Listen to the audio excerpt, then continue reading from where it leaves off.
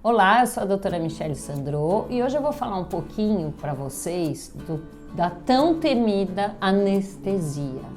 Todo mundo morre de medo. Quando a gente fala em procedimento cirúrgico, é engraçado, né? Porque a maioria das pessoas não tem medo da cirurgia, tem medo da anestesia.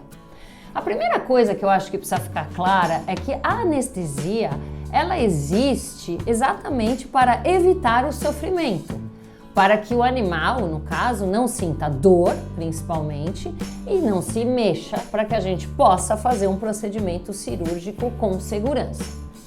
Existe basicamente a anestesia geral, que pode ser inalatória ou não, e existe a anestesia local, que ela pode ser feita com bloqueios anestésicos ou com anestesias locais de regiões menores. Muitas vezes a anestesia local, ela se destina a, por exemplo, retiradas de alguns pequenos tumores de pele, mas mesmo assim isso pode ter controvérsias, tá? Mas as suturas de pele, retiradas de verrugas, de coisas simples. Ela pode ser usada, a anestesia local, juntamente com a geral, que é o que a gente mais faz na realidade, né? Então isso permite que no pós-operatório o animal tenha um conforto maior. Então eu diria para vocês que 90% das vezes a anestesia geral é a anestesia de eleição para os pets. E é a anestesia mais segura. Nossa, doutora, verdade isso? Sim, desde que alguns cuidados sejam tomados. Então, assim, existe dentro da anestesia uma classificação do paciente. O paciente é asa 1, asa 2, asa 3, isso significa o quê? Se o animal é saudável ou não. E aí, o que eu preciso para anestesiar esse animal com segurança? Então, primeiro, os exames pré-operatórios a gente tem que fazer antes de anestesiar, para você poder determinar qual anestesia você vai usar. Então, um paciente que tem problemas muito graves, pode ser que ele se beneficie realmente de uma anestesia local e não de uma anestesia geral. A anestesia geral, doutora, injetável ou inalatória? Eu diria que, na verdade, para mim, aqui na minha rotina, atualmente, é a inalatória. E eu acho que ela é a mais segura, onde o animal ele vai estar entubado. É uma anestesia que você consegue monitorar muito bem o animal. Então, ele vai, durante o procedimento cirúrgico, ele vai ser monitorado, onde a gente vai avaliar a temperatura, a pressão, e você consegue ter um controle melhor da quantidade de anestésico que está sendo fornecido para esse animal. E aí você pode jogar com isso, diminuir ou aumentar. Então é uma anestesia bem segura. Você tem que ter um anestesista, um profissional que fique ali só fazendo isso, né? A gente não recomenda que tenha um multitarefas, né? Aquele veterinário que era antigamente, que é anestesia e que opera ao mesmo tempo. O ideal é você ter uma pessoa dedicada àquele procedimento anestésico, onde ele vai monitorar o seu paciente, avaliar o coração dele, a respiração dele, a pressão, a temperatura, e isso dá muita segurança.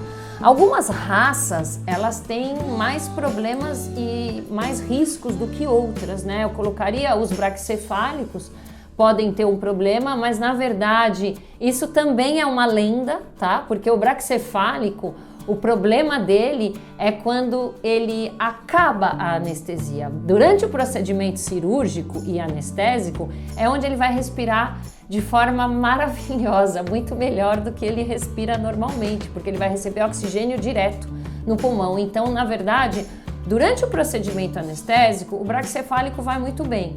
Quando ele é extubado, que a gente fala, que você tira a sonda e que ele está saindo da anestesia, é que ele precisa de muita atenção e muito cuidado. Os Yorkshires, por exemplo, são animais que são muito suscetíveis a anestésicos, então é uma raça que também exige muito cuidado. E eu vou terminar aqui essa dica falando para vocês que, assim, o tão falado choque anafilático durante uma anestesia é raríssimo. Na verdade, o que acontece são alterações no transoperatório de pressão, de temperatura, de oxigenação, que podem levar o animal ao óbito. Então é muito importante que os exames pré-operatórios tenham sido feitos para a gente saber, que cirurgião e anestesista conversem para que saibam qual o momento que eu posso ou não aprofundar uma anestesia e qual vai ser o melhor procedimento para esse animal. Se é usar uma anestesia local, se é retardar a cirurgia para tratar melhor o coração ou o rim, ou não.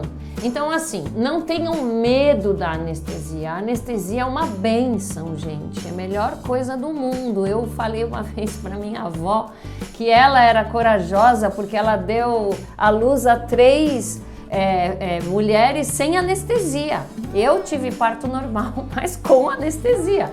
Então é uma bênção a anestesia, porque você não sente dor e ela permite que o cirurgião trabalhe com segurança. Mas ela precisa ser feita por um profissional e ela precisa ser escolhida de forma correta, tá bom? Então, assim, de novo, local ou geral, geralmente a gente usa a combinação das duas, é o melhor método, e principalmente a escolha do paciente, se ele pode ou não ser anestesiado naquele momento, tá bom? Então, não tenham medo, não deixem de operar os seus animais por conta da anestesia e façam os exames pré-operatórios e exijam sempre um anestesista. Qualquer dúvida, eu respondo.